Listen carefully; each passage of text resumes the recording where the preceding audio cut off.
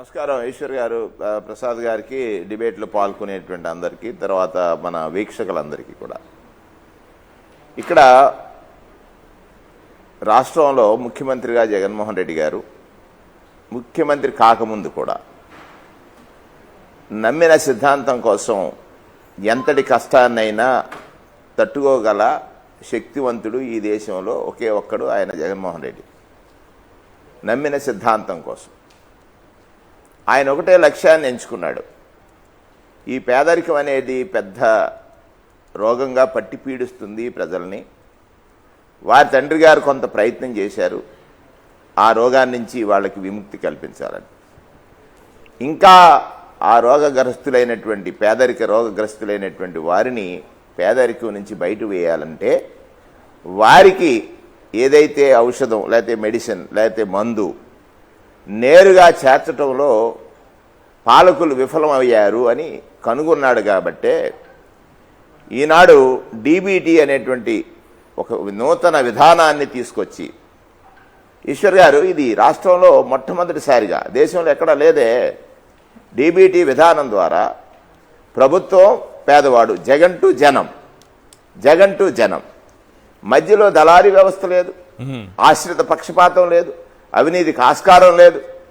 చెప్పిన డేటు, పండుగలు ఇంకా తిథులు మారుతున్నాయి తప్ప చెప్పిన డేట్లో తేడా లేకుండా పేద ప్రజలకు ఒక ఆరాధ్యుడైనటువంటి ముఖ్యమంత్రిగా ఆయన ప్రజల పట్ల ఒక నమ్మకాన్ని ఆయన కలిగి ఉన్నాడు. ప్రజలు కూడా ఆయన పట్ల నమ్మకాన్ని కలిగి ఉన్నారు.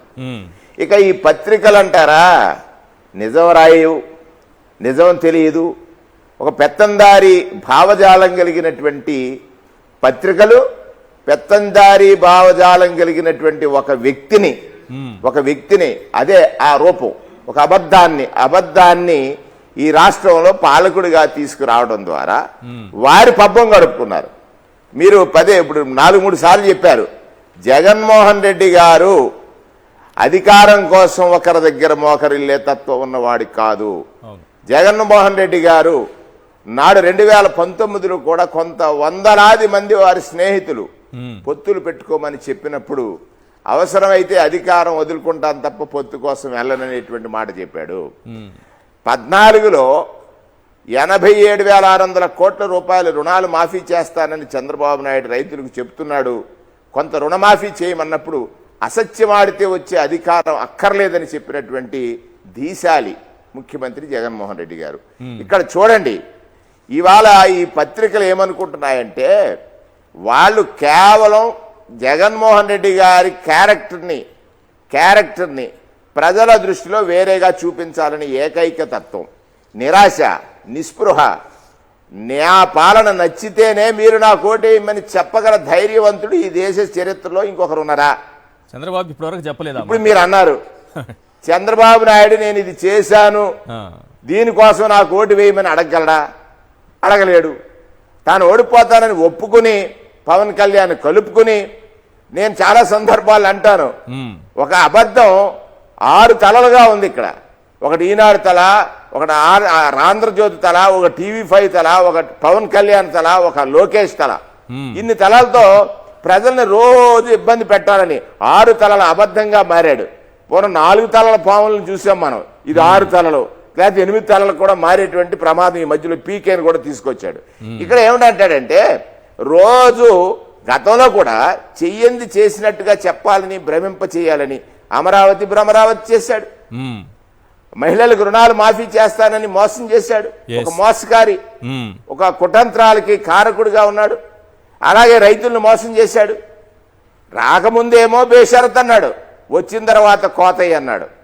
రాకముందు బేషరత్ అన్నాడు, వచ్చిన తర్వాత కోతయ్య అన్నాడు.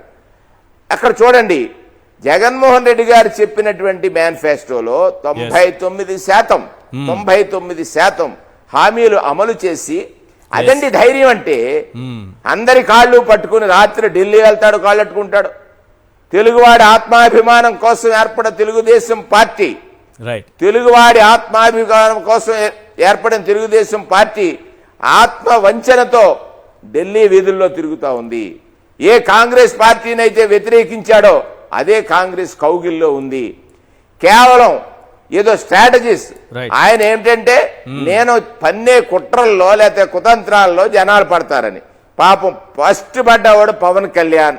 ఆయన మీరు అన్నారు చూసారు, 60 అడుగుతాను, 100 అడుగుతాను, అధికారం అక్కర్లేదని ఒకరోజు చెప్తాడు. ముఖ్యమంత్రి కాన్నేనని ఒకరోజు చెప్తాడు. ఇప్పుడు మీరు 15 అంటారు, అది కూడా నాకు డౌట్ గా ఉంది. 35 స్థానాల్లోనే నేను తిరుగుతాను, తూర్పు పశ్చిమ గోదావరి జిల్లాల అరెస్ట్ వైల్ జిల్లాల్లోనే నేను తిరుగుతానంటే అక్కడ కాపు సామాజిక వర్గం అధికంగా ఉంది కాబట్టి ప్రతిదీ కూడా ఈ రోజు సోషల్ మీడియా యుగం. ఈశ్వర్ గారు, సోషల్ మీడియా యుగంలో ఒక వ్యక్తి ఒక స్టెప్ వేస్తుంటే ఆ స్టెప్ లో ఎన్ని కదలికలు ఉంటున్నాయో కనిపెట్టేటువంటి సోషల్ మీడియా యుగంలో ఒక వ్యక్తి ఒక పార్టీకి ఎందుకు వెళ్తున్నాడు, ఎందుకు వెళ్ళలేదు, వెళ్తున్న దాంట్లో అతని స్వార్థం ఎంత ఉంది లేదా, ఇక్కడ ఏ సామాజిక వర్గాలని మోసం చేస్తున్నారు, మోసపోయే వాళ్ళు మన సామాజిక వర్గం వాళ్ళు రే అనేటువంటి తీవ్రమైన భావం వాళ్ళది. ఆ సామాజిక వర్గాలను మోసం చేయడం కోసం మళ్ళీ ఒకసారి ప్రయత్నం చేస్తా ఉన్నాడు పవన్ కళ్యాణ్ గారు. ఒకసారి ఆయన ఆలోచించాలి. ఈ ఈనాడు పత్రిక రాస్తుంది కదా, అవును, జగన్మోహన్ రెడ్డి గారి కళ్ళలో భయం గాని బెరుకుతనం గాని ఆత్మవిశ్వాసానికి అడ్రస్సే జగన్మోహన్ రెడ్డి గారు. ఆత్మవిశ్వాసానికి అడ్రస్సే జగన్మోహన్ రెడ్డి గారు. ఎందుకంటే వై నాట్ 175 అనే దమ్ము ధైర్యం ఇంకెవరికీ లేదు, ఆయనకొక్కడికే ఉంది. ఎందుకు? జనం పట్ల ఆయనకున్న నమ్మకం, జనానికి ఆయన పట్ల ఉన్న నమ్మకం. జగన్ కి జనానికి ఉన్న బంధం ఈ చంద్రబాబు కాదు, పవన్ కళ్యాణ్ కాదు, ఈనాడు కాదు, ఆంధ్రజ్యోతి కాదు, ఇంకెవరు కూడా చెరపలేరు. ఎందుకంటే ఒక్క మాట నేను చెప్పాలి, పెద్దలు అక్కడ ఉన్నారు.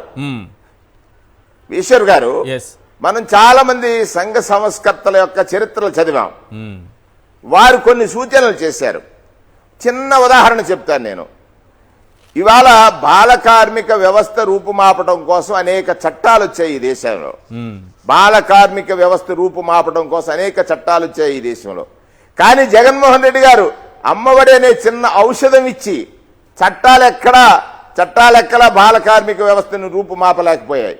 నిన్న మాకు ఒక అధికారి చెప్తా ఉన్నారు, ఒక ఎంపీడీఓ, సార్ ఈ చైల్డ్ లేబర్ను పట్టుకోవడానికి ఆ ఇటుక బట్టీలంట, లేకపోతే టీ కొట్లంట, లేకపోతే బేసిన్ తోవి చోటకి వెళ్ళేవాళ్ళు. ఇవాళ బాల కార్మికుడు అనేవాళ్ళు లేడు. ఒక పెద్ద ఆయన చెప్పాడు మొన్న నాకు, ఒక శాసనసభ్యుడు, నిజమన్నా నువ్వు చెప్పేది? అమ్మఒడి ఔషధమే ఈ రోజు మా ఇళ్లలో పనిచేయడానికి ఆ పక్కనున్న బీసీ కాలనీలో, ఎస్సీ కాలనీలో, ఎస్టీ కాలనీలో పిల్లలు వచ్చేవారు. ఇవాళ వాళ్ళ దొరక్క బీహార్ నుంచి, అస్సాం నుంచి, బంగాల్ నుంచి తెచ్చుకుంటున్నప్పుడు అని ఆయన పెద్ద ఆయన అన్నాడు. ఒక మాట నాకు అనిపించింది, నిజంగా సంస్కర్తల సమ్మేళనం ఒక రూపం అయితే అది జగన్మోహన్ రెడ్డి గారని అది అనుభవించిన వాడికి తెలుస్తుంది.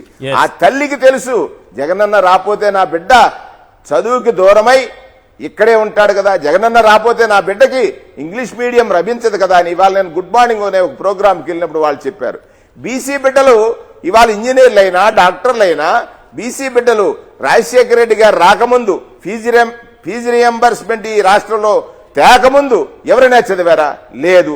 దాన్ని సకానికి కోసేసి కులపోళ్ళు కాలేజీల ఫీజులు 3, 4 టైమ్స్ పెంచేసి బీసీలని బానిసలుగా చేయాలనుకున్న చంద్రబాబు నాయుడు బీసీలకు రాజ్యం జగనన్నకే సాధ్యమని బీసీలుగా మేమందరం వెలుగెత్తి చాటేలాగా, బీసీలకు రాజ్యం జగనన్నకే సాధ్యమని బీసీలుగా మేమందరము వెలుగెత్తి చాటేలాగా ఇవాళ నిరూపిస్తున్నటువంటి జగన్ గారికి ఎక్కడండి పోలిక?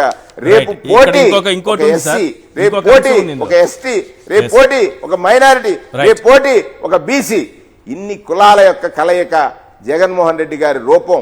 ఆ రూపానికి మాకు శక్తినిచ్చేటువంటి పవర్ ఇచ్చేటువంటి నాయకుడిని ఇంతమంది ఇన్ని పత్రికలు ఎన్ని రాసినా ప్రజలకు వాస్తవం తెలుసు. ప్రజలు ఆ వాస్తవాన్నే నమ్మారు, నిజాన్నే నమ్మారు. ఈశ్వర్ గారు ఒక్కడు చెప్పి నేను ఆగుతాను. ఏమిటంటే నిన్న 13,000 మంది మహిళలు ఆసరా మీటింగ్కి వెళ్ళారు. 13,000 మంది వాళ్ళు చెప్పారు, చంద్రబాబు అని నేనంటే అబద్ధం నాయనా అన్నారు. జగన్ అని నేనంటే నిజం నాయనా అన్నాడు. చంద్రబాబు అబద్ధం అని జగన్ నిజమని ఎందుకన్నారంటే 4 దఫాలుగా వాళ్ళ బ్యాంకు ఖాతాల్లో రుణాలు ఎంతుంటే ఆ రుణమాఫీ చేసిన విధానము ఎన్ని సందర్భాల్లో ఈనాడు రాసింది, ఈ రాష్ట్రం శ్రీలంక అయిపోతుంది, ఈ రాష్ట్రాన్ని ఆఫ్ఘనిస్తాన్ అలా రాస్తారు. వచ్చే నెల ఈ రాష్ట్రం చంద్రబాబు నడవదు, చేసిన మోసం అప్పులు కదా సార్. పాలైపోద్ది. కానీ చంద్రబాబు అదే కదా, చేసిన మోసం చంద్రబాబు రుణాలు మాఫీ చేసిన చేస్తారని మోసం చేయకుండా అంటే వదిలేస్తే ప్రజల్ని ఏ జగన్మోహన్ రెడ్డి రకంగా గారు చేశారు. వాళ్ళు వంచాడో చూశాడు.